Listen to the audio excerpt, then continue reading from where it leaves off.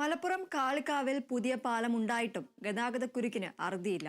സ്വകാര്യ ബസ്സുകൾ ഉൾപ്പെടെ പഴയ പാലത്തിലൂടെ സർവീസ് നടത്തുന്നതാണ് ഗതാഗതക്കുരുക്കിനുള്ള പ്രധാന കാരണം. ഗതാഗതക്കുരുക്കിന് ശാശ്വത പരിഹാരം കാണാത്തതിൽ പ്രതിഷേധം ശക്തമാണ്.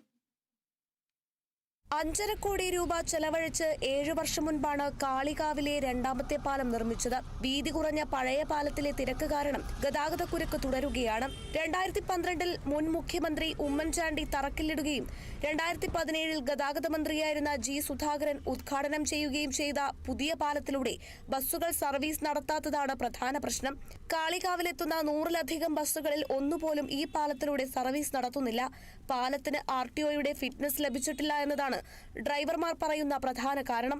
എന്തെങ്കിലും സംഭവിച്ചു കഴിഞ്ഞാൽ അവർക്ക് നഷ്ടപരിഹാരം കിട്ടൂല, അവർ നിയമത്തിന്റെ കുരുക്കിൽ കുടുങ്ങും ചെയ്യും. അവരെ പറഞ്ഞിട്ട് കാര്യമല്ല, പക്ഷേ ഇത് ഉദ്യോഗസ്ഥരാണ് ശരിയാക്കേണ്ടത്.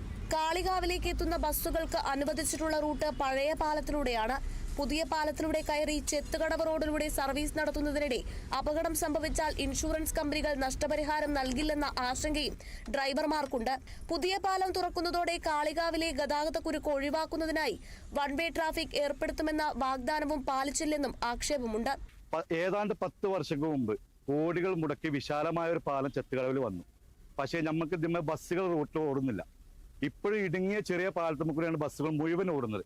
അപ്പൊ അതിന്റെ കാരണം അന്വേഷിച്ചപ്പോൾ RTO കൊടുത്ത റൂട്ട് മാപ്പിൽ ബസ് റൂട്ടിന്റെ ഇതിൽ ഈ പാലം ഉൾപ്പെടുത്തിയിട്ടില്ല. അതുകൊണ്ട് ഇവിടുത്തെ ജനങ്ങൾക്ക് വളരെയധികം പ്രയാസമുണ്ട്. കാരണം അത്ര ബുദ്ധിമുട്ടിക്കാണ്ട് ചെറിയ പാലത്തിൽ കൊണ്ട് കംപ്ലീറ്റ് ബസ്സുകൾ പോകുന്നത്. അപ്പൊ ഞങ്ങളൊരു ആവശ്യം ഇത് അധികൃതർ ശ്രദ്ധയിൽപ്പെടുത്തിക്കാണ്ട് മുഴുവൻ ബസ്സുകളും ഈ റൂട്ടിൽ ഈ പുതിയ പാലത്തിൽ ഓടുന്നതിലാണ് ഞങ്ങളുടെ അഭ്യർത്ഥന. അത്യാധുനിക രീതിയിൽ നിർമ്മിച്ച ഈ പാലത്തിലൂടെ നിലവിൽ ചെറുകിട വാഹനങ്ങൾ മാത്രമാണ് സർവീസ് നടത്തുന്നത്. 5.5 കോടി രൂപ മുടക്കി നിർമ്മിച്ച പാലം പൂർണ്ണമായി ഉപയോഗിക്കാനാകാത്ത അവസ്ഥ അധികൃതരുടെ അനാസ്ഥയാണെന്ന് നാട്ടുകാർ ആരോപിക്കുന്നു.